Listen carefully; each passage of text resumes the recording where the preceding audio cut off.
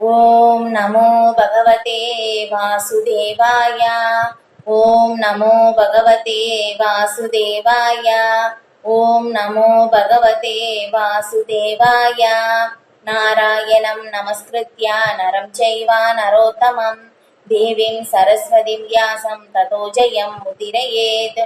நிகமகல்ப தரோர்கலிதம் ஃபலம் சுகமுகாதம்ருதத்ரவ சம்யுதம் பிபத பாகவதம் ரசமாலயம் முகரகோ ரசிகா புவி பாவுகா. நஷ்ட பிராயேஷ்வ அபத்ரேஷு நித்யம் பாகவத சேவையா பகவதீர் உத்தம ஸ்லோகே பக்திர் பவதி நைஷ்டிகே. நம ஓம் விஷ்ணு பாதாய கிருஷ்ண பிரேஷ்டாய பூதலே ஸ்ரீமதே பக்தி வேதாந்த ஸ்வாமின் இதி நாமினே. நாமஸ்தே சாரஸ்வதி தேவே கௌரவாணி பிரச்சாரிணே निर्विशेषा शून्यवादी भाषाचार्य देशधारिणे. जय श्री कृष्ण चैतन्य प्रभु नित्यानंदा श्री अद्वैता गदाधरा श्रीवासादि गौरभक्त वृंदा. हरे कृष्णा कृष्ण कृष्ण हरे हरे हरे राम राम राम हरे हरे. हरे कृष्ण. இன்னைக்கு ஸ்ரீமத் பாகவதம் முதல் காண்டம் அத்தியாயம் 1 ஸ்லோகம் 3. நிகமகல்ப தரோர் கலிதம் ஃபலம் சுகமுகாத் அம்ருதத்ரவ சம்யுதம் பிபத பாகவதம் ரசமாலயம் முகரகோ ரசிகா புவி பாவுகா. மொழிபெயர்ப்பு. திறமையும் சிந்தனையும் மிக்கவர்களே, கல்ப விருட்சமாகிய வேத இலக்கியங்களின் கனிந்த பழமாகிய ஸ்ரீமத் பாகவதத்தை அனுபவியுங்கள். அமிர்தம் போன்ற அதன் ரசம் முக்தி பெற்ற ஆத்மாக்கள் உட்பட அனைவராலும் ஏற்கனவே அனுபவிக்க கூடியதாக இருந்தாலும் ஸ்ரீ சுகதேவ கோஸ்வாமியின் உதடுகளிலிருந்து அது வெளிவந்து இருப்பதால் இந்த பழம் அதைவிட அதிக சுவையுடையதாக ஆகியிருக்கிறது. ஓம் அஜ்ஞானாதிமிராந்தஸ்ய ஞானாஞ்சன சலாகயா சக்ஷுர் உன்மீலிதம் ஏன தஸ்மை ஸ்ரீ குரவே நமக. நம்ம பொருளுரையும் படிச்சு அப்படியே பார்க்கலாம். இந்த மாதிரி இப்ப இதுல பார்த்தோம்னா என்ன சொல்லியிருக்காங்க? கல்ப விருட்சமாக்கிய வேத இலக்கியங்களின் கனிந்த பழமாகிய ஸ்ரீமத் பாகவதத்தை அனுபவியுங்கள் இல்லையா. இந்த ஸ்ரீமத் பாகவதம் எப்படின்னா வேத இலக்கியங்களின் கனிந்த பழம், எல்லா வேதங்களுடைய சாரமாக இருக்கின்ற இந்த ஸ்ரீமத் பாகவதம் சில வியாசதேவருடைய முதிர்ந்த அந்த ஒரு சமாதி நிலையில் இருந்து ஏற்றப்பட்டதுதான் இந்த ஸ்ரீமத் பாகவதம். அதனால இது கனிந்த பழம் அப்படின்னு இங்க சொல்றாங்க. அடுத்து அமிர்தம் போன்ற அதன் ரசம் முக்தி பெற்ற ஆத்மாக்கள் உட்பட அனைவராலும் ஏற்கனவே அனுபவிக்க கூடியதாக இருந்தாலும் இல்லையா. அப்ப என்னன்னா எல்லாராலையும் அனுபவிக்க முடியும். ஆனா முக்தி பெற்ற ஆத்மாக்களும் அவங்க குறிப்பிட்டு சொல்றாங்க இல்லையா. நான் முக்தி பெற்ற ஆத்மாக்கள் அப்படின்னு சொல்லி எதுக்கு சொல்றாங்க அப்படின்னு சொல்லும் போதும் அவங்க என்னன்னா எல்லாத்தையும் துறந்துட்டாங்க இல்லையா. எதுவுமே வேண்டாம், ஆசையெல்லாம் வேண்டாம், எல்லாமே வேண்டாம்னு சொல்லி அவங்க எல்லாத்தையும் துறந்தவங்களும் அவங்களும் இதை அனுபவிக்கிறாங்களாமா ஸ்ரீமத் பாகவதம். பாருங்களேன், இதுதான் ஒரு ஸ்பெஷல் இதுல. இது இப்ப இந்த அமிர்தம் அப்படின்னு சொல்றதுக்கு நம்முடைய ஹார்ட் எந்த மாதிரி நம்முடைய இதயம் இருக்கணும் அப்படின்னு சொல்லி சில ரூப கோஸ்வாமி பக்தி ரசாமிருத சிந்தர் விளக்கி இருக்காங்க. நல்லா இருந்தது. என்னன்னா நம்முடைய இதயம் எந்த மாதிரி இருக்கணுமாமா? அமிர்தம் மாதிரி இருக்கணுமாமா, வச்சுக்கணுமாமா. ஏன்னா ரொம்ப கடுமையாக ரொம்ப கடினமாக இருந்தாலும் அதுல என்ன சொல்றதுன்னா ஒரு இதாகாது. எதுவுமே இது பண்ணாலும் ரொம்ப ஹார்டா இருந்ததுன்னா எந்த யூஸும் இல்ல சொல்லுவாங்க இல்லையா, என்ன மனசு என்ன கல்லா அப்படின்னு சொல்லிட்டு. அந்த மாதிரி இருந்தாலும் யூஸ் இல்லையாமா. ரொம்ப சாஃப்டா இருந்தாலும் மென்மையா இருந்தாலும் அதுவும் நம்ம என்ன ஆகும்னா நம்மளால ஏதோ ஒரு சின்ன விஷயம் இருந்தாலும் தாங்கிக்க முடியாது. அப்படியும் வேண்டாம். நம்மளுடைய மனம் இது அமிர்தம் மாதிரியாமா. ஏன்னா இங்க சொல்லியிருக்கோம் பாருங்க, இது அமிர்தம். அந்த மொழிபெயர்ப்புல அந்த அர்த்தம் எழுதியிருக்காங்க பாருங்க, அந்த வார்த்தைக்கு வார்த்தை அர்த்தம். அதுல பாத்தீங்கன்னா அமிர்த திரவ சங்கீதம். எப்படி திரவ அதுக்கு மீனிங் கொடுத்திருக்காங்க பாருங்க. விழுங்குவதற்கு சுலபமாக இலகிய தன்மையும் மென்மையும். ஏன்னா அந்த ஒரு திரவத்தன்மை இருக்காமா அமிர்தம். அதனால நம்முடைய மனதை எப்பவுமே பகவானுடைய லீலைகள் பற்றின சிந்தனைகள் மூலமாக நம்முடைய இதயத்தை எப்பவுமே அமிர்தமா வச்சுக்கணுமாமா இல்லையா. எந்த மாதிரி அந்த எக்ஸ்பிளனேஷன் கொடுக்குறாங்க பாருங்க. அந்த விளக்கம் ஸ்ரீ ரூப கோஸ்வாமி ரொம்ப அழகான அந்த ஒரு விளக்கம் வந்து கொடுத்திருக்காங்க. இது வந்து அவங்க அனுபவிக்க கூடியதாக இருக்கு. அது அவ்வளவு டேஸ்டா இருக்கு. இந்த ஸ்ரீமத் பாகவதமே அமிர்தம் சொல்லிட்டாங்க. ஆனா அதை விட பாருங்களேன், ஸ்ரீ சுகதேவ கோஸ்வாமியின் உதடுகளில் இருந்து அது வெளிவந்து இருப்பதால் இந்த பழம் அதை விட அதிக சுவையுடையதாக ஆகி இருக்கிறது. இந்த பழமே வந்து அமிர்தம் தான், அமிர்தமே ரொம்ப டேஸ்டா தான் இருக்கும். ஆனா அதை விட இன்னும் சுவை ஆயிடுச்சாமா. ஏன்னா ஸ்ரீ சுகதேவ கோஸ்வாமியின் திருவாயிலிருந்து வந்ததுனால அவ்வளவு டேஸ்ட் ஆயிடுச்சு. எவ்வளவு வந்து அந்த ரசிச்சு பாருங்களை கொடுத்திருக்காங்க, எவ்வளவு நல்லா இருக்குது. அப்புறம் பொருளுரை படிக்கலாம். முந்தைய இரு ஸ்லோகங்களில் ஸ்ரீமத் பாகவதம் அதன் உன்னத விசேஷ தன்மையினால் மற்றெல்லா சாஸ்திரங்களையும் மிஞ்சிவிட்ட பரிசுத்தமான இலக்கியமாகும் என்பது நிச்சயமாக நிரூபிக்கப்பட்டுள்ளது. எல்லா விதமான பௌதீக செயல்களுக்கும் அறிவிக்கும் அது மேலானதாகும். இந்த ஸ்லோகத்தில் ஸ்ரீமத் பாகவதம் உயர்ந்த இலக்கியம் மட்டுமல்லாமல் அனைத்து வேத இலக்கியங்களாலும் இது கனிந்த பழமும் ஆகும் என்று குறிப்பிடப்பட்டுள்ளது. அதாவது எல்லா வேத அறிவுக்கும் இது சாரமாகும். இவற்றையெல்லாம் கருத்தில் கொண்டு பார்க்கும் பொழுது பொறுமையுடனும் பணிவுடனும் கேட்பது அவசியமாகும். ஒருவர் ஸ்ரீமத் பாகவதத்தால் அளிக்கப்படும் செய்தியையும் பாடங்களையும் மிகவும் மரியாதையுடனும் பணிவுடனும் கேட்க வேண்டியது நிச்சயமாக அவசியமாகும். இப்ப இதுல பார்க்கும்போது சொல்லிருக்காங்க பாருங்க, மற்ற எல்லா உன்னதமான விசேஷ தன்மை என்ன அப்படின்னாக்கா, ஸ்ரீமத் பாகவதத்துல மற்ற எல்லா சாஸ்திரங்களையும் மிஞ்சிவிட்ட பரிசுத்தமான இலக்கியமாகும் இல்லையா. ஏன்னா மற்றதுல எல்லாமே வந்து என்ன சொல்லப்பட்டிருக்கு அப்படின்னு சொல்லும் போது அடுத்த லைன்லயும் கொடுத்திருக்காங்க ஸ்ரீ பிரபுபாதர், எல்லா விதமான பௌதீக செயல்களுக்கும் அறிவுக்கும் அது மேலானதாகும் இல்லையா. மற்றது எல்லாமே வந்து இதுல பார்க்கும்போது எப்படின்னா, இங்க ஸ்ரீ வியாசதேவர் இல்லையா, அவங்க என்ன பண்றாங்க, எல்லா வேதங்களையும் வந்து எழுதிட்டாங்க இல்லையா. எல்லா வேதங்கள், புராணங்கள், இதிகாசங்கள் எல்லாமே எழுதின பிறகும் அவங்களுக்கு என்ன திருப்தி ஏற்படல இல்லையா. அதுக்கப்புறம் நாரத முனிவர், ஸ்ரீ வியாசதேவருடைய குரு நாரத முனிவர் வந்து அவங்க வந்து சொல்றாங்க, நீங்க வந்து எல்லாமே எழுதி ஏன் உங்களுக்கு வந்து அந்த திருப்தி ஏற்படலை அப்படின்னு சொல்லும் போது, நீங்க பகவானுடைய அந்த புகழை, பகவானுடைய பெருமைகளை வந்து நீங்க அங்க சேர்க்காததுனாலதான் வந்து என்னாச்சு, உங்களுக்கு அந்த திருப்தி ஏற்படல. அப்ப வந்து நீங்க பகவானுடைய புகழை வந்து அங்க நீங்க வந்து சொல்லுங்க அப்படின்னு சொல்லி சொன்னதுனால இப்ப வந்து எல்லா இலக்கியங்களையும் விடவும் அது என்ன ஆகுது, பரிசுத்தமான இலக்கியமாக ஆயிருச்சு இல்லையா. அந்த போன இதுல கிளாஸ்லயும் நம்ம வந்து பார்க்கும்போதும் ஸ்ரீ சைத்தன்ய மகாபிரபுவும் சொல்லியிருக்காங்க, இது மற்ற எல்லா இலக்கியத்தையோட இது வந்து ஒரு வித்தியாசமானது அப்படின்னு சொல்லி வந்து சொல்லியிருக்காங்க. இது இப்ப அது பார்க்கும்போதும் இப்ப பார்த்த மாதிரி எல்லா வேத அறிவிற்கும் சாரமாக வந்து இருக்கு. அதனால வந்து இது வந்து பொறுமையுடனும் பணிவுடனும், ஏன்னா எவ்வளவு சொல்லியிருக்காங்க அப்படின்னு சொல்லி நம்ம வந்து அது தெரிஞ்சுக்கிறதுக்காக பொறுமையுடனும் பணிவுடனும் கேட்டா நம்மளால புரிந்து கொள்ள முடியும் அப்படின்னு சொல்றாங்க. அப்ப அடுத்தது, மனிதனால் அறியப்படக்கூடிய எல்லாவற்றையும் வேதங்கள் கொண்டுள்ளதால் அவை கல்ப விருட்சங்களுடன் ஒப்பிடப்படுகின்றன இல்லையே. கல்ப விருட்ச மரம்னா என்ன, நமக்கு என்ன வேணுமோ எல்லாமே நமக்கு கொடுக்கும். அதனால நமக்கு என்ன தேவையோ, ஒரு மனிதனுக்கு என்னென்ன தேவையோ எல்லாமே இந்த ஸ்ரீமத் பாகவதத்துல இருந்து நமக்கு வந்து தெரிஞ்சுக்கலாம். அதனால வந்து இது வந்து இந்த வேதங்களுடைய கல்ப விருட்சமாக வந்து அதோட வந்து கம்பேர் பண்றாங்க. இது இக உலக தேவைகளை பற்றியும் ஆன்மீக தன்னுணர்வை பற்றியும் அவை பேசுகின்றன. சமூகம், அரசியல், மதம், பொருளாதாரம், மருத்துவம், ரசாயனம், சரீரம் மற்றும் அதை சார்ந்துள்ளவைகள் மற்றும் உடலையும் ஆத்மாவையும் இணைத்து வைப்பதற்கு தேவையானவை ஆகியவற்றை பற்றிய விளக்கங்களையும் வேதங்கள் கொண்டுள்ளன. இவைகளுக்கு எல்லாம் அப்பால் ஆன்மீக தன்னுணர்வுக்கான திட்டமான வழிமுறைகள் உள்ளன. கட்டுப்பாடான அறிவு ஜீவராசிகளை ஆன்மீக வாழ்வில் படிப்படியாக முன்னேற செய்கிறது. மேலும் எல்லா ஆன்மீக சுவைகளுக்கும் அல்லது ரசங்களுக்கும் இருப்பிடமாக இருப்பவர் பரம புருஷர் ஆவார் என்னும் அறிவே மிக உயர்ந்த ஆன்மீக உணர்வாகும். பௌதீக உலகில் முதல் ஜீவராசியான பிரம்மா முதல் கொண்டு அற்பமான எறும்பு வரையிலான எல்லா ஜீவராசிகளும் புலன்களின் உணர்வுகளில் இருந்து பெறப்படும் ஒரு வகையான சுவையை அனுபவிப்பதற்காக விரும்புகின்றன. இப்புலன் இன்பங்கள் எல்லாம் ரசங்கள் என்று அழைக்கப்படுகின்றன. இத்தகைய ரசங்கள் பலதரப்பட்டவை ஆகும். வேத சாஸ்திரங்களில் பின்வரும் 12 வகையான ரசங்கள் வரிசை கிரமமாக அளிக்கப்பட்டுள்ளன. ரௌத்ரம் அதாவது கோபம், அற்புதம், ஸ்ருங்காரம் இல்லற அன்பு, ஹாஸ்யம் நகைச்சுவை, வீரம் தயை, தாஸ்யம் சேவை செய்யும் மனப்பான்மை, சக்கியம் நட்பு, பயானகம் அச்சம், விபத்சம் அதிர்ச்சி, சாந்தம் நடுநிலை, வாத்சல்யம் பெற்றோர் பாசம். இப்ப இதுல பார்க்கும்போதும் இப்ப உங்களுக்கு ரீட் பண்ணும் போதே தெரிஞ்சிருக்கும் இல்லையா, ஒரு மனிதனுக்கு என்னென்ன தேவையோ எல்லாமே வந்து கிடைக்கிறதுனால இந்த ஸ்ரீமத் பாகவதம் வந்து கல்பக விருட்ச மரங்களுக்கு வந்து ஒப்பிடப்படுது. அதுக்கப்புறம் வந்து இங்க நம்ம பௌதீகத்திற்கு என்னென்ன தேவையோ அதை பற்றியும் சொல்லப்பட்டிருக்கு.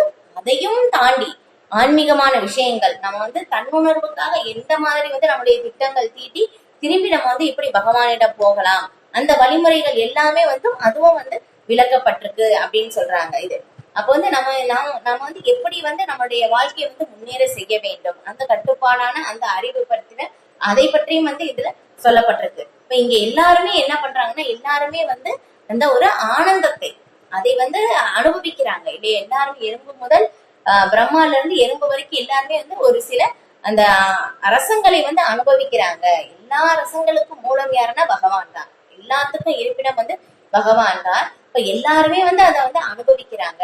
அந்த ரசங்கள் வந்து வேத சாஸ்திரங்கள் எப்படி சொல்லப்பட்டிருக்குன்னா 12 வகையாக வந்து உள்ளன அப்படின்னு சொல்லி ஸ்ரீ பிரபுபாதர் வந்து இங்க சொல்றாங்க. இப்ப இதே வந்து பார்த்தோம்னா ஸ்ரீ நரத்தமதாஸ் தாக்கூர் எழுதிய பிரேம பக்தி சந்திரிகா அதுல வந்து இதை வந்து விளக்கப்பட்டிருக்கு இந்த 12 வகையான ரசங்கள் பத்தி. அதுல பிரபுபாதர் வந்து கமெண்ட்ரி கொடுக்குறாங்க. பேக் டு பாடிட்ல வந்து அதுக்கு அந்த விளக்கம் கொடுத்தது வந்து அங்க வந்து கொடுத்துருக்காங்க.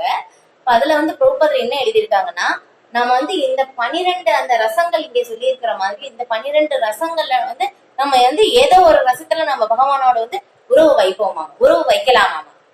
ஏன்னா இதுக்கு உதாரணம் என்ன கொடுத்திருந்தாங்கன்னா சில பிரபுபாதர் வந்து ரொம்ப நல்லா இருந்தது. ஏன்னா கம்சன் வந்து என்னன்னா பகவானை வந்து ஒரு மரணமாக தான் வந்து பயத்தோட மரணமாக தான் எதிர்பார்த்துக்கிட்டே இருந்தாங்க. கடைசியில பகவான் முன்னாடி எப்படி வந்தாங்க, மரணமாவே வந்து வந்தாங்க. அதே மாதிரிதானாமா இப்ப இந்த இதுல இந்த 12 ரசங்கள்ல வந்து எதுவாக வந்து நம்ம பகவானை வந்து நினைச்சுக்கிட்டே இருக்கோமோ அந்த மாதிரி பகவான் நம்ம முன்னாடி வருவாங்களாமா. பாருங்க சில பிரபுபாதர் வந்து அந்த மாதிரி வந்து அதுல பிரேம பக்தி சந்திரிகா அதுல வந்து கமெண்ட்ரி வந்து கொடுத்திருக்காங்க. அந்த மாதிரி இது. அதுக்கப்புறம் இவெல்லா ரசங்களின் மொத்தம் பாசம் அல்லது அன்பு என்று அழைக்கப்படும். முக்கியமாக அன்பிற்குரிய இத்தகைய அறிகுறிகள் புகழ்தல், தொண்டு, சிநேகம், தாய்ப்பாசம் மற்றும் இல்லற அன்பு ஆகியவற்றில் வெளிப்படுகின்றன. மேலும் இவ்வைந்தும் இல்லாதிருக்கும் போது கோபம், அற்புதம், நகைச்சுவை, வீரம், பயம், அதிர்ச்சி போன்றவைகளில் மறைமுகமான முறையில் அன்பு இருக்கின்றது. உதாரணமாக ஓர் ஆண் ஒரு பெண்ணிடம் காதல் கொண்டிருந்தால் அந்த ரசம் இல்லற அன்பு என்று அழைக்கப்படுகிறது. ஆனால் அத்தகைய காதல் விவகாரங்களில் தடை உண்டாகுமாயின் வியப்பு, கோபம், அதிர்ச்சி அல்லது அச்சமும் கூட விளையக்கூடும். சில சமயங்களில் இரு நபர்களுக்கு இடையிலான காதல் விவகாரம் பயங்கரமான கொலைக்காட்சிகளில் முடிவதும் உண்டு. இத்தகைய ரசங்கள் மனிதர்களுக்கு இடையிலும் விலங்குகளுக்கு இடையிலும் காட்டப்படுகின்றன. ஒரு மனிதனுக்கும் மிருகத்துக்கும் இடையிலோ அல்லது ஒரு மனிதனுக்கும் ஜட உலகில் உள்ள பிற இனங்களை சேர்ந்த ஜீவன்களுக்கும் இடையிலோ ரச பரிமாற்றம் ஏற்படுவதற்கு சாத்தியம் இல்லை. ரசங்கள் ஒரே இனத்தை சேர்ந்த அங்கத்தினர்களுக்கு இடையில் பரிமாற்றம் செய்து கொள்ளப்படுகின்றன. ஆனால் அணு ஆத்மாக்களை பொறுத்தவரையில் அவை பரம புருஷருடன் தன்மையில் ஒன்றானவை ஆகும். எனவே ஆதியில் ஆன்மீகமான ஜீவராசிக்கும் பரமபுருஷ பகவானுக்கும் இடையில் இந்த ரசங்கள் பரிமாறி கொள்ளப்பட்டன. ஜீவராசிகளுக்கும் பரம புருஷருக்கும் இடையிலான ஆன்மீக பரிமாற்றம் அல்லது ரசம் ஆன்மீக வாழ்வில் பூரணமாக வெளிப்படுத்தப்படுகின்றன. இதுதான். ஏன்னா வந்து அங்க ஆன்மீக உலகத்துல வந்து என்ன இருக்கோ அதுதான் இங்க பௌதிக உலகத்துல எப்படி வருதுன்னா திரிபடைந்த நிலையில வந்து வருது. அந்த மாதிரிதான் வந்து இருக்கு. இங்க சொல்லியிருக்கிற மாதிரி இங்க சொல்லியிருக்கிற இந்த எல்லா ரசமும் வந்து எந்த மாதிரியாமா பாசம் அல்லது அன்பு அப்படின்னு வந்து நம்ம சொல்லலாம். இப்ப இந்த அன்பு வந்து எப்படின்னா நம்ம வந்து இந்த பகவான்கள அந்த 5 விதமான அந்த ஒரு ரசத்துல வந்து இருப்போம் இல்லையா. சேவை செய்வது, அதுக்கப்புறம் தாசியம், சக்கியம், வாத்சல்யம், மாதுரியம் அப்படின்னு சொல்லி இப்ப சாந்த, தாசியம், சக்கியம், வாத்சல்யம், மாதுரியம் இந்த மாதிரி 5 விதமான ரசங்கள்ல வந்து பகவானிடம் வந்து நமக்கு வந்து அங்க ஆன்மீக உலகத்துல வெளிப்படுது. ஆனா இங்க வந்து இது என்ன ஆகுதாமா அது வந்து நமக்கு இல்லாமல் போகும்போது பௌதிக உலகத்துல வேற விதமாக வந்து ஏற்படுது அப்படின்னு சொல்லி பிரபுபாதர் வந்து இங்க விளக்குறாங்க அந்த மாதிரி. ஆனா வந்து எப்படி ஆகுது, இது வந்து ஒரு மனிதனுக்கும் இது மனிதனுக்கும் மிருகத்துக்கும் அந்த மாதிரி வந்து நமக்கு ஏற்படல ரச பரிமாற்றம். அந்த மிருகங்களுக்கும் அந்த ஒரே இனம் சேர்ந்தவங்களுக்கு தான் அந்த ரச பரிமாற்றம் ஏற்படுது. ஆனா உண்மையிலேயே என்னன்னா இது வந்து நமக்கு இங்க பௌதிக உலகத்துல இந்த மாதிரி இருக்கு. ஆனா வந்து உண்மையிலேயே நம்முடைய நிலை என்னன்னா நாம வந்து ஒரு அணு ஆத்மா. பகவானுக்கும் நமக்கும் தான் ஆதியில் அந்த ரச பரிமாற்றம் வந்து இருந்தது. ஆனா இப்ப என்ன ஆச்சு, அது வந்து வேற விதத்துல வந்து மாறிடுச்சு. ஆனா வந்து ஆதியில் எப்படி இருந்ததுன்னா பகவானுக்கும் நமக்கும் மட்டும்தான் அந்த உறவு. பகவான் பரமாத்மா, நாம ஜீவாத்மா. அந்த ஒரு நிலையில் மட்டும்தான் வந்து நமக்கு அந்த ஆன்மீக பரிமாற்றம், அந்த ரசம் வந்து எல்லா ஒவ்வொரு உயிர்வாளிகளுக்கு வந்து இருந்தது. ஆனா இப்பவுமே வந்து அது எப்படின்னா ஆன்மீக உலகத்துல அது பூரணமாக வெளிப்படுத்தப்படுகிறது. ஆனா இங்க வந்து எப்படி இருக்குன்னா அது வந்து அப்படியே திரிபடைந்த நிலையில் வந்து இருக்கு அப்படின்னு வந்து இங்க சொல்றாங்க. எனவே சுருதி மந்திரங்களில் அல்லது வேத மந்திரங்களில் பரமபுருஷ பகவான் எல்லா ரசங்களுக்கும் மூலம் என்று விளக்கப்பட்டுள்ளார். பரம புருஷரோடு ஒருவர் தொடர்பு கொண்டு அவருடனான தனது உறவை பரிமாறி கொள்ளும் போது ஜீவராசி உண்மையிலேயே சந்தோஷம் அடைகிறான். இதுதான் உண்மையான நிலை. என்னன்னா ஆத்மாவுக்கு வந்து இங்கே பௌதிக உலகத்துல எத்தனையோ உறவுகள் நமக்கு இருந்தாலும் அந்த உறவுகள் மூலமாக நமக்கு திருப்தியும் ஏற்படாது, ஆனந்தமும் ஏற்படாது. ஏன் அப்படின்னாக்கா அது வந்து நித்திய உறவு வந்து கிடையாது அப்படின்னு சொல்லிட்டு. அப்ப வந்து நமக்கு வந்து எப்படியாமா உண்மையிலேயே எப்ப நம்ம பகவானோட அந்த ஒரு உறவு, அந்த ஒரு சம்பந்தம் நமக்கு வந்து ஏற்படுதோ, இந்த இங்க சொல்லியிருக்கோம்னா அந்த உறவை வந்து நமக்கு எப்போ ஏற்படுதோ அப்ப மட்டும்தான் என்ன ஆகுதாமா ஜீவராசிக்கு உண்மையிலேயே அந்த ஒரு ஆனந்தம் வந்து அந்த ஒரு சந்தோஷம் வந்து கிடைக்குது அப்படின்னு வந்து இங்க சொல்றாங்க. பகவான் தான் எல்லா ரசங்களுக்கும் மூலம். பகவான் என்ன பண்றாங்கன்னா லீலை மட்டும்தான் அனுபவிப்பான். பகவான் இப்படி ரச வல்லுனர், பகவான் வந்து எல்லா ரசங்களையும் வந்து அனுபவிப்பார். அது மட்டும்தான் பகவானுடைய வேலை. இப்ப வந்து கோலோக பிருந்தாவனத்திலேயும் வந்து அசுரர்களை வந்து கொள்ற மாதிரி வந்து நம்ம பாக்குறோம். ஆனா அது எல்லாமே வந்து பகவான் பண்ணல, பகவான் கிருஷ்ணர் வந்து பண்ணல. பகவான் கிருஷ்ணருக்குள்ள இருக்கிற எல்லா விஷ்ணுக்கள் தான் வந்து அதெல்லாமே வந்து பண்றாங்க. அந்த அசுரர்களை வதம் செய்யறது எல்லாமே பகவான் விஷ்ணு தான். பகவான் வந்து பண்றது, பகவான் கிருஷ்ணர் வந்து செய்யறது எல்லாமே என்னன்னா ரசங்கள் மட்டும்தான் அனுபவிப்பவர். அவ்வளவுதான், ரச வல்லுனர். வேற எதுவுமே பண்றது கிடையாது பகவான். அதுதான் இது. அதுக்கப்புறம் பரம புருஷருடன் பரிமாறி கொள்ளப்பட வேண்டிய ஒரு குறிப்பிட்ட விதமான ரசத்தை பெற்றுள்ள ஒவ்வொரு ஜீவராசிக்கும் அதன் ஆதாரபூர்வமான நிலை இருக்கிறது என்று இச்சுருதி மந்திரங்கள் குறிப்பிடுகின்றன. முக்தி பெற்ற நிலையில் மட்டுமே முக்கியமான இந்த ரசம் பூரணமாக அனுபவிக்கப்படுகிறது. பௌதிக வாழ்வில் இந்த ரசம் தவறான முறையில் அனுபவிக்கப்படுகிறது. மேலும் இது தற்காலிகமானதாகும். இதன் விளைவாக பௌதிக உலகின் ரசங்கள் ரௌத்ரம், கோபம் முதலான வடிவங்களில் வெளிப்படுத்தப்படுகின்றன. என்னன்னா இப்போ இதுல வந்து நம்ம படிக்கும் போது ரசங்கள் சொல்றாங்க, இது வந்து உறவுன்னு சொல்றாங்க, இங்க 12 விதமான ரசங்கள் இந்த மாதிரி எல்லாமே வந்து சொல்றாங்க. இப்ப இதுல வந்து பிரபுபாதர் பாருங்க எழுதியிருக்காங்க, இது முக்தி பெற்ற நிலையில் மட்டும்தான் பூரணமாக அனுபவிக்க கூடியது அப்படின்னு சொல்லிட்டு.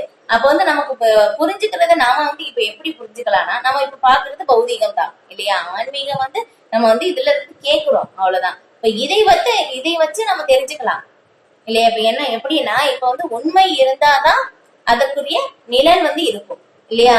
இப்ப நாம வந்து நிழல்ல தான் இருக்கோம், நிழலை வச்சுதான் நம்ம உண்மை இருக்கிறத உணர முடியும். ஏன்னா உண்மை இல்லாம நிழல் இருக்க முடியாது இல்லையா. அப்ப நிழல் இருக்கு, அப்ப இந்த நிழல் வந்து உண்மையில இருந்து வந்தது. இப்ப அதை வந்து நம்ம தெரிஞ்சுக்க முடியும், அவ்வளவுதான் சொல்ல முடியும். அந்த மாதிரிதான். ஏன்னா நமக்கு இது புரிந்து கொள்ள முடியாத நிலை. ஏன்னா நம்ம வந்து இந்த பௌதீக நிலையில தான் வந்து இங்க நம்ம வந்து இருக்கோம். இது ஏன்னா இங்க சொல்லியிருக்கிற போது இதை வந்து ஸ்ரீமத் பாகவதத்தை வந்து சுகதேவ கோஸ்வாமி வந்து அவங்க வந்து என்ன பண்றாங்க, அவங்களே அனுபவிக்கிறாங்களாமா. அவ்வளவு மிக உயர்ந்த நிலையில் வந்து இருக்கு அப்படின்னு சொல்லிட்டு வந்து சொல்லப்படுது. அது பின்னாடி வந்து வரும் பார்க்கலாம். இந்த ரசங்கள் செயல்களின் அடிப்படை கொள்கைகளாக விளங்குகின்றன. ஆகவே இந்த ரசங்களை பற்றிய முழு அறிவை பெறுபவரால் இந்த ஜட உலகில் காணப்படும் மூல ரசங்களின் போலி தோற்றங்களை அறிய முடியும். கற்றறிந்த பண்டிதர் ஒருவர் ஆன்மீக உருவிலுள்ள உண்மையான ரசத்தை மட்டுமே அனுபவிக்க முயல்வார். துவக்கத்தில் அவர் பகவானுடன் இரண்டர கலக்க விரும்புகிறார். இவ்வாறாக வெவ்வேறு ரசங்களை பற்றி அறியாத காரணத்தால் பூரணத்துவத்துடன் இரண்டர கலக்கும் இந்த எண்ணத்திற்கு அப்பால் செல்லும் வாய்ப்பு குறைந்த அளவு படைத்த ஆன்மீகங்களுக்கு இல்லை இல்லையா. பாருங்க சொல்லியிருக்காங்க பாருங்க, ஆன்மீக உருவில் உள்ள உண்மையான ரசத்தை மட்டுமே அனுபவிக்க முயல்வார். யாரு கற்றறிந்த பண்டிதர் ஒருவர். ஏன்னா அவங்களுக்கு தெரியுது நான் வந்து உடல் கிடையாத ஆத்மா அப்படின்னு சொல்லி. அப்ப வந்து என்னுடைய உண்மையான உறவு யாரு, பகவான். அந்த ஒரு நிலையிலிருந்து நம்ம செயல்படும் போது மட்டும்தான் அதுதான் உண்மையானது, அதுதான் நிரந்தரமானது. ஏன்னா ஆனந்தம் அப்படின்னு சொல்லும் போது என்னன்னா, எது நிரந்தரமாக இருக்கோ அதுதான் வந்து ஆனந்தம். அப்ப வந்து ஆத்மா நித்தியமானது. இப்ப நம்ம இருக்கிற உடல் மூலமாக செய்யக்கூடிய செயல், நம்ம வந்து பாக்குறோம் உறவு எல்லாமே வந்து ஆத்மாவிலிருந்து வேறுபட்டதாமா. நாம இருக்கிறதுக்கும் ஆத்மாவுக்கும் எந்த சம்பந்தமும் இல்லையாமா. நம்மளால எதுவுமே புரிஞ்சுக்க முடியாது இல்லையா. அந்த ஒரு நிலை அப்ப வந்து என்னன்னா இதை வந்து நம்ம இந்த தத்துவ ரீதியாக இப்போதைக்கு நம்ம தெரிஞ்சுக்கணும். அப்ப வந்து என்னன்னா அப்ப வந்து உண்மையிலேயே கற்றறிந்த பண்டிதர், அப்ப அவங்க தெரிஞ்சுக்குவாங்க இது வந்து பௌதிகமான இருக்கிற அந்த உறவுக்கும் இதுக்கும் ரொம்ப டிஃபரன்ஸ், அது வந்து போலிதான் அப்படின்னு சொல்லி நல்லா வந்து தெரிஞ்சுக்குவாங்களாமா. இது பகவத்கீதையிலேயே வந்து பகவான் வந்து இந்த 3வது அத்தியாயத்துல வந்து அதுல படிக்கும் போது போட்டிருந்தாங்க. அதனால என்ன அவங்க நல்ல டிஃபரன்ஸ் வந்து தெரிஞ்சுக்குவாங்க. இங்க வந்து பௌதிகமாக வந்து நம்ம செய்யக்கூடிய செயலுக்கும் பக்தி தொண்டின் மூலமாக நாம் வந்து செய்யக்கூடிய செயலுக்கும் வந்து என்ன வித்தியாசம் அப்படின்னு சொல்லி அவங்க தெரிஞ்சதுனால பக்தர்கள் வந்து என்ன பண்ணுவாங்களாமா, அவங்க வந்து இந்த புலன்களிலும் புல இன்ப செயல்களிலும் தங்களை ஈடுபடுத்தி கொள்ள மாட்டார்கள். ஏன்னா தெரியும் அதனால அவங்களுக்கு என்ன விளைவு ஏற்படும் அப்படின்னு சொல்லிட்டு வந்து நல்லாவே வந்து புரிஞ்சுக்குவாங்க அப்படின்னு சொல்லி வந்து பகவான் வந்து அதுல சொல்றாங்க கர்மயோகத்துல வந்து. அப்ப அந்த மாதிரி இருக்கும்போது அப்ப அந்த உறவு வந்து அவங்களுக்கு வந்து நல்லா தெரிஞ்சுக்க முடியும். அப்ப ஆரம்பத்துல என்ன பண்ணுவாங்க, ஓகே அப்படின்னு சொல்லி பகவானோட போய் ஒண்ணு கலந்துடலாம்னு சொல்லி ஃபர்ஸ்ட் ஆரம்பத்துல நினைக்கிறாங்க. ஆனா வந்து இன்னும் கொஞ்சம் முன்னேறி போகும்போது அவங்களுக்கு என்ன தெரியுது, இப்ப அந்த ரசங்களை வந்து அனுபவிக்கிறாங்க. ரசங்களை அனுபவிக்கணும்னு சொல்லி தெரியாததுனால என்ன ஆகுது, பகவானோட ஒன்று கலக்கணும் அப்படின்னு சொல்லி நினைக்கிறாங்க. ஆனா வந்து பூரண நிலை அந்த மாதிரி உயர்ந்த நிலை வந்துட்டாங்க அப்படின்னாக்கா அவங்க வந்து தெரிஞ்சுக்க முடியுது பகவானுக்கும் நமக்கு ஒரு சம்பந்தம் இருக்கு, நாம் பகவானுக்கு சேவகம் செய்வதுதான் நம்முடைய நிலை அப்படின்னு சொல்லி வந்து அவங்களும் வந்து தெரிஞ்சுக்கிறாங்க. இச்சிலோகத்தில் முக்தி பெற்ற நிலையிலும் அனுபவிக்கக்கூடிய ஆன்மீக ரசம் அனைத்து வேத அறிவுகளிலும் கனிந்த பலமாகிய ஸ்ரீமத் பாகவதம் என்னும் வேத இலக்கியத்தில் அனுபவிக்க கூடியதாகும் என்று உறுதியாக குறிப்பிடப்பட்டுள்ளது. பாருங்க திரும்ப திரும்ப அதேதான் வந்து இங்க சொல்றாங்க, முக்தி பெற்ற நிலையிலும். ஏன் அப்படின்னாக்கா ஸ்ரீ சுகதேவ கோஸ்வாமி இல்லையா, அப்ப வந்து அவங்க அம்மாவுடைய வந்து கருவில் இருக்கும் போதும் என்ன ஆகுது, அவங்க உள்ள இருந்து அவங்க வெளியே வரல. ஏன்னா அவங்களுக்கு தெரிஞ்சிருச்சு இனி இங்க எல்லாம் வெளியே வந்தாலும் மாயை வந்து என்ன பிடிச்சிரும், நான் வந்து என்ன பண்ணேன்னா நான் இங்க வரமாட்டேன், நான் வெளியே வரமாட்டேன் அப்படின்னு சொல்லி வந்து அவங்க சொல்றாங்க. அப்புறம் வந்து அவங்க நிறைய மாதங்கள் 10 மாதம் கூட கடந்து ரொம்ப போயிருச்சு, நிறைய மாதங்கள். இப்ப வந்து அதனால எவ்வளவு நாள் வந்து உள்ளேயே இருக்கிறது இல்லையா, இத்தனை வருடங்கள் 14 வருடங்கள் சொல்லுவாங்கன்னு நினைக்கிறேன், கரெக்டா எனக்கு அந்த இது தெரியல. இப்ப அந்த மாதிரி எவ்வளவு வருடங்கள் வந்து இருக்காங்க. அப்ப வந்து சொல்றாங்க பகவான் கிருஷ்ணர், ஏன்னா பகவான் கிருஷ்ணர் தான் மாயையுடைய அவங்களுடைய கண்ட்ரோல், அவங்க மாயுடைய சாரி பகவான் கிருஷ்ணனுடைய கண்ட்ரோல் தான் மாயை வந்து இருக்கு. பகவான் சொன்னாங்க அப்படின்னாக்கா மாயை வந்து அவங்களுக்கு வந்து வராது. அதனால பகவான் வந்து சொல்லட்டும், பகவான் கிருஷ்ணர் வந்து சொன்னா நான் வெளியே வர்றேன், மாயை வந்து என்னை தொடாது அப்படின்னு சொன்னா நான் வர்றேன் அப்படின்னு சொன்னதுனால சில வியாசதேவர் என்ன பண்றாங்க, வந்து துவாரகைக்கு போய் வந்து கிருஷ்ணரை வந்து கூட்டிட்டு வர்றாங்க.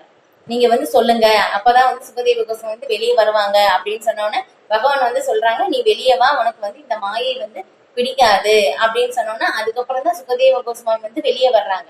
ஒரு இளைஞனாக இருக்கிறனால அவங்க என்ன ஆகுது, உடனே வந்து வீட்டுல எதுவுமே இருக்கவே இல்லை, உடனே அவங்க காட்டுக்கு போயிடுறாங்க. இப்போ வியாசதேவர் பின்னாடியே வந்து ஓடுறாங்க, நீ வந்து இந்த மாதிரி வந்து போகக்கூடாது அப்படின்னு சொன்னோன்னு அப்படின்னு சொல்லி சொல்லும் போது இதெல்லாம் கேட்கவே இல்லை சுகதேவ கோஸ்வாமி. அவங்க வந்து போறாங்க, நான் இங்க இருக்க மாட்டேன் அப்படின்னு சொல்லிட்டு. இப்ப அந்த ஒரு நிலையிலையும் வந்து எங்களை வந்து எப்படி கூட்டிட்டு வர்றது, ஏன்னா அவங்க மூலமாதான் வந்து உலகுக்கு வந்து பரிசுத்த மகாராஜாவுக்கு அவங்க சொல்லுவாங்க, அதன் மூலமாக உலகுக்கு எல்லாமே ஸ்ரீமத் பாகவதம் வந்து கொடுக்கப்பட வேண்டும் அப்படின்னு சொல்லி வந்து இருக்கு. வியாசதேவர் வந்து இந்த 18,000 ஸ்லோகங்கள் வந்து எழுதிட்டாங்க. முதல் மாணவன் வந்து ஸ்ரீ சுகதேவ கோஸ்வாமி, அவங்களுக்கு தான் சொல்லணும் அப்படின்னு சொல்லி வந்து இருக்கு. போய் இவங்களுக்கு எப்படி சொல்லணும்னு தெரியல, ஏன்னா அவங்க போயிடுறாங்களே அப்படின்னு சொல்லி வந்து சொல்றாங்க. அதுக்கப்புறம் வந்து என்ன ஆகுதாமா, சுகதேவ கோஸ்வாமி காட்டுல இருக்கும் போதும் இப்ப அங்க வந்து சில வியாசதேவர் அவங்களுடைய ஒரு சீடரை வந்து அனுப்பி ஸ்ரீமத் பாகவதத்தை வந்து அவங்க பக்கத்திலேயே உட்காந்து திரும்ப திரும்ப அந்த ஸ்லோகங்கள் எல்லாம் வந்து படிக்கிறாங்களாமா. இப்ப அது கேட்க கேட்க என்ன ஆகுதாமா, சுகதேவ கோஸ்வாமிக்கே வந்து ஒரு டேஸ்ட் வருதாமா, ஓ இந்த மாதிரி எல்லாம் இருக்கா அப்படின்னு சொல்லி கேட்டுட்டு அவங்க வந்து அந்த ஏன்னா அவங்க முழுக்க அந்த முக்தி பெற்ற நிலையில வந்து இருக்காங்க.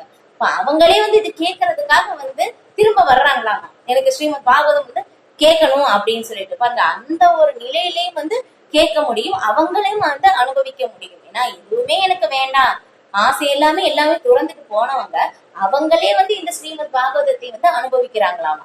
இப்ப அந்த மாதிரி வந்து உயர்ந்த இலக்கியமாக வந்து இருக்கு, எல்லாரும் முக்தி பெற்ற நிலையிலும் இருப்பவர்கள் கூட வந்து அனுபவிக்கிறாங்க அப்படின்னு சொல்லிட்டு வந்து சொல்லப்படுது. அப்ப அவ்வளவு உயர்ந்தமான அந்த ஆன்மீக ரசங்கள் கொண்டது அந்த இந்த ஸ்ரீமத் பாகவதம். அந்த ஸ்ரீமத் பாகவதம் எப்படி எல்லா வேதங்களுடைய கனிந்த பலமாகவும் வந்து இருக்கு இந்த ஸ்ரீமத் பாகவதம் அப்படின்னு உறுதியாக வந்து குறிப்பிடப்பட்டுள்ளது அப்படின்னு வந்து சொல்றாங்க இது. இப்ப அந்த சுகதேவ கோஸ்வாமி வந்து யாரு எப்படி அப்படின்னு சொல்லும் போதும் அதுக்கு வந்து சொல்லுவாங்க ஒரு இது என்னன்னா இந்த சிவபெருமான் பார்வதி தேவிக்கு வந்து ஸ்ரீமத் பாகவதம் வந்து சொல்லிட்டு இருக்காங்க.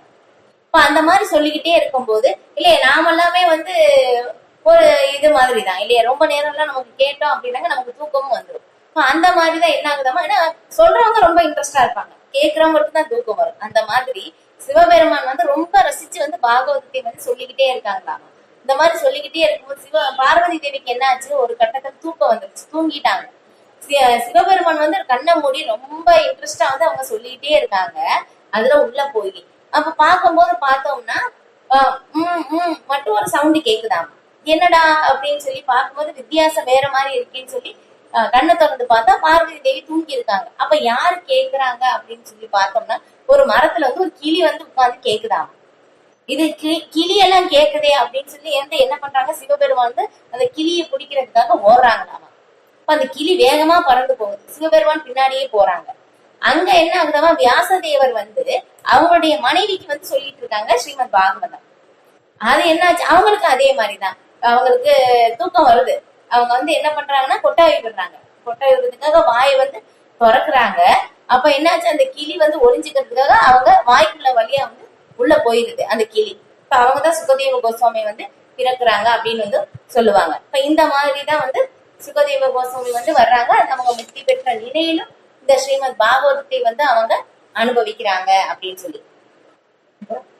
பணிவுடன் இவ்வுன்னத இலக்கியத்தை கேட்பதால் ஒருவன் தன் இதயபூர்வமான முழு ஆனந்தத்தை அடைய முடியும். பாருங்களேன், ஆனந்தம் வந்து எங்க இருக்குன்னா இந்த உன்னத இலக்கியம் ஸ்ரீமத் பாகவதம் கேட்டாலே போதும் ஆனந்தத்தை வந்து அடைய முடியும். இப்ப இதுல பார்த்தோம்னா என்னுடைய வாழ்க்கையில நடந்த ஒரு சின்ன அனுபவம் வந்து நான் ஷேர் பண்றேன். என்னன்னா எனக்கு வந்து நான் ஆரம்பத்துல பக்தியில வரல, பக்தியில வர்றதுக்கு முன்னாடி எனக்கு நடந்த ஒரு சம்பவம் என்னன்னா, இதெல்லாம் சொல்லும் போதும் நாம யாரு அப்படின்னு சொல்லி அந்த ஒரு கேள்விகள் வந்து நம்ம கேட்கணும் அப்படின்னு வந்து இதுலதான் படிச்ச பிறகுதான் எனக்கு தெரிஞ்சது. அப்ப வந்து ஒரு இக்கட்டான ஒரு சூழ்நிலை, அது பகவான் வந்து எப்படின்னா எல்லாருடைய வாழ்க்கையிலும் அந்த ஒரு சூழ்நிலை வந்து ஏற்படுமாமா. எனக்கு அப்ப இருந்து ஏற்பட்டது. இப்ப அந்த ஒரு சூழ்நிலையில வந்து என்னாச்சுன்னா ரொம்ப ஒரு இது எல்லாருமே வந்து வேற மாதிரி டிஃப்ரெண்டா வந்து நடந்துக்கிறாங்க, எல்லாருமே ஒதுக்குறாங்கன்னு சொல்லி ரொம்ப ஒரு கவலை. அப்ப அந்த ஒரு நிலையில வந்து இருக்கும்போது ரொம்ப வருத்தமாயி எனக்கு என்ன பண்றதுன்னு தெரியல. இல்ல அந்த சூழ்நிலை பகவான் தான் உருவாக்குனாங்க போல. அந்த ஒரு சூழ்நிலை நான் அந்த மாதிரி சூழ்நிலையை அனுபவிச்சதும் கிடையாது. ஆனா அப்ப அந்த ஒரு நிக்கட்டான சூழ்நிலை ஏற்பட்டது. இப்ப அந்த ஒரு நிலையில இருக்கும் போதும் வந்து என்ன ஆகுதுன்னா, நான் நிறைய பேர்ட்ட கேட்டதுக்கும் என்னுடைய சொல்யூஷன் என்ன சொன்னாங்கன்னா, நீ வேலைக்கு போனா உன்னுடைய கஷ்டம் தீரும், அந்த சொல்யூஷன் தான் எனக்கு சொன்னாங்க. எனக்கு வந்து அது திருப்தி ஏற்படல. ஏன்னா வந்து வேலைக்கு போனா எல்லா கஷ்டமும் தீரும் அப்படின்னாக்கா எனக்கு இது ஃபைனலா வந்து எனக்கு தோணல. ஆனா அப்ப அந்த மாதிரி வந்து நான் யோசனை பண்ணேன். அப்பெல்லாம் உட்கார்ந்து வேலைக்கு போனோம்னா எல்லா கஷ்டமும் தீருமா அப்படின்னு சொல்லி நிறைய பேர் சொல்றாங்க. எனக்கு அது வந்து முழுமையாக வந்து தோணல, இது கரெக்டா அப்படின்னு சொல்லி திரும்ப திரும்ப நானே எனக்குள்ளே கேள்வி கேட்டேன். அப்புறம் வந்து என்ன ஆகுதுன்னா, என் பக்கத்துல எனக்கு யாருமே இல்லை. அப்ப நேரத்துல என்ன, பகவானே நீங்க சொல்லுங்க நான் வந்து என்ன பண்ணணும் அப்படின்னு சொல்லி சொல்லும் போதும், இப்ப வந்து வேலைக்கு போகணும்னா சரி ஒண்ணு அதுல துன்பம் தீருமோ இல்லையோ ரெண்டாவது, ஆனா அது எனக்கு போறதுக்கு விருப்பம் இருந்தாதான் போக முடியும். எனக்கு விருப்பம் இல்லை, நான் என்ன செய்யலாம் பகவானே நீங்க சொல்லுங்கன்னு சொல்லி நான் கேட்ட உடனே என் உள்ள இருந்து எனக்கு அந்த ஒரு வார்த்தை எனக்கு இன்னும் எனக்கு அது பதில் கிடைக்கல. ஆச்சரியமா தான் இருக்கு. நீ வந்து உன்னுடைய கஷ்டம் போகணும்னா நீ பாகவதம் படிக்கணும். எனக்கு உள்ள இருந்து அந்த ஒரு வார்த்தை வந்து எனக்கு கேட்டது. இப்ப அந்த ஒரு வார்த்தையின் மூலமாகத்தான் நான் வந்து இஸ்கானுக்கு அப்பதான் ஃபர்ஸ்ட் டைம் கோயம்புத்தூருக்கே வரும் பாகவதம் வாங்குறதுக்காக. அப்போ வாங்கி படிச்ச பிறகு எனக்கு என்னுடைய வாழ்க்கையில மிகப்பெரிய மாற்றம். அதுதான் எனக்கு ரொம்ப ஆச்சரியம். இது இப்ப இங்க சொல்லியிருக்கிற மாதிரி அதுதான், ஸ்ரீமத் பாகவதம் படிச்சா கண்டிப்பா அந்த முழு ஆனந்தத்தை வந்து அடைய முடியும். இந்த வார்த்தை வந்து இது இங்க படிச்ச பிறகு என்னுடைய இது அனுபவம் வந்து ஞாபகம் வந்தது, நான் ஷேர் பண்ணி இது. அதுக்கப்புறம் ஆனால் விஷயத்தை சரியான நபரிடமிருந்து கேட்பதில் ஒருவர் மிகவும் கவனமாக இருக்க வேண்டும். ஸ்ரீமத் பாகவதம் சரியான மூலத்திலிருந்து அப்படியே பெறப்பட்டதாகும்.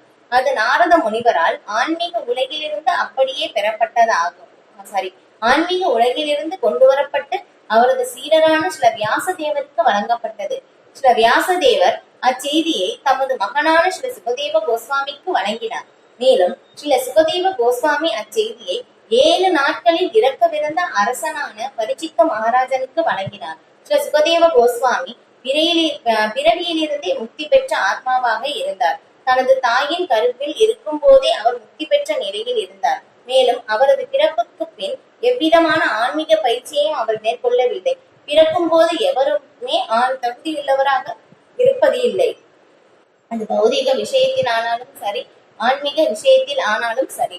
ஆனால் ஸ்ரீ சுகதேவ கோஸ்வாமி ஒரு பூரணமான முக்தி பெற்ற ஆத்மாவாக இருந்ததால் ஆன்மீக உணர்வை பெறுவதற்கான பரிமாற்ற முறையை பின்பற்ற வேண்டிய அவசியம் அவருக்கு இருக்கவில்லை. அவர் ஜடத்தின் முக்குணங்களுக்கு மேலான தெய்வீக நிலையில் நிலை பெற்று முற்றிலும் முக்தி பெற்றவராக இருந்தாலும் வேத மந்திரங்களை பாடும் முக்தி பெற்ற ஆத்மாக்களால் பூஜிக்கப்படுபவரான பரம்புருஷ பகவானின் உன்னதமான இந்த ரசத்தினால் வசீகரிக்கப்பட்டார். பரமபுருஷரின் திருவிளையாடல்கள் இகலோக மக்களை விட முக்தி பெற்ற ஆத்மாக்களை மிகவும் கவரக்கூடியதாகும். அவசியத்தின் காரணமாகவே அவர் அருவமானவராக இல்லை. ஏனெனில் ஒரு நபருடன் மட்டுமே உன்னதமான ரசத்தை பரிமாறிக்கொள்வது சாத்தியமாகும். இல்லையா, இப்ப சொன்ன மாதிரிதான் இல்லையா, அவங்க முக்தி பெற்ற நிலையில் இருந்ததுனால அவங்க நான் இங்க இருக்க மாட்டேன் அப்படின்னு சொல்லி அவங்க போனாலும் அவங்க என்னாச்சு, இது பகவானுடைய லீலைகள், இது ஸ்ரீமத் பாகவதம். அது கேட்ட உடனே அவங்களும் முழுமையாக அந்த கவர்ச்சி அவங்களுக்கு ஏற்பட்டது அப்படின்னு சொல்றாங்க. இது எப்படி நம்ம கேட்கணும், அந்த சீட பரம்பரை மூலமாக அப்படின்னு சொல்லிட்டு அந்த சீட பரம்பரை இங்க கொடுத்திருக்காங்க எப்படி வந்தது அப்படின்னு சொல்லி. ஏன்னா இங்கே சொல்லி இருக்கிற மாதிரி பகவானுடைய நாமம், பகவானுடைய குணங்கள், பகவானுடைய லீலைகள், இது எல்லாமே எப்படின்னா இங்க பௌதிகமான முக்குணங்கள் அதோட கலக்கப்படவில்லை இல்லையா. அது எப்படி இருக்க தெய்வீக லோகத்துல இருந்து அப்படியேதான் இங்க வந்திருக்கு ஆன்மீக உலகத்துல.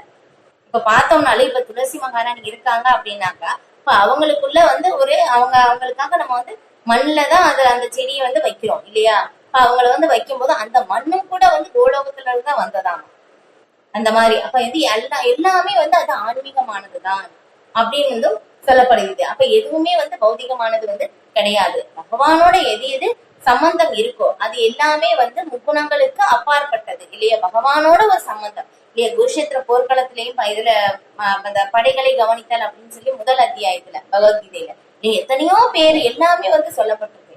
அது எல்லாமே ஏன் நம்ம படிக்கிறோம் அப்படின்னு சொல்லும் போதும் அவங்க எப்படி ஏதோ ஒரு விதத்துல பகவானோட ஒரு கனெக்ஷன்ல இருக்காங்க இல்லையா. இப்ப பகவானோட ஒரு சம்பந்தம் இருக்கிறனால அதை நம்ம படிக்கிறோம். அதுதான் சொல்றாங்க.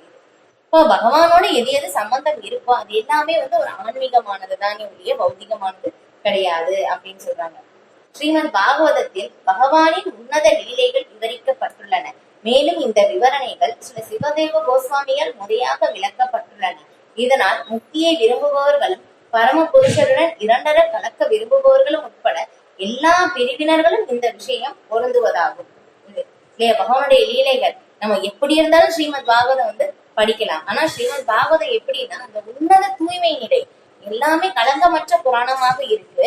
ஆனா இருந்தாலும் இங்க எப்படி சொல்றாங்கன்னா, நமக்கு எப்படி ஆசை இருந்தாலும் ஓகே, முக்தி பெற ஆசை இருந்தாலும் ஓகே, பௌதிகமாக அனுபவிக்கணும்னு ஆசை இருந்தாலும் ஓகே, எந்த ஆசை இல்லைனாலும் ஓகே, எல்லாராலையும் இந்த ஸ்ரீமத் பாகவதம் கேட்கலாம். ஏன்னா பகவானுடைய உன்னத லீலைகள் எல்லாருமே கேட்கலாம் அப்படின்னு இங்க சொல்றாங்க. எல்லாருக்கும் பொருந்தும் கூட சொல்றாங்க இது.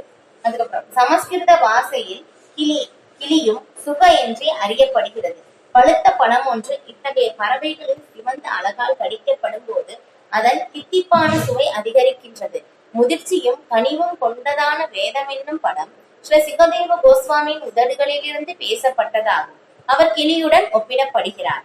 பண்டிதரான அவர் தந்தையிடமிருந்து கேட்ட பாகவதத்தை அப்படியே கூறியதற்காக அவர் இங்கு கிளியோடு ஒப்பிடப்படவில்லை.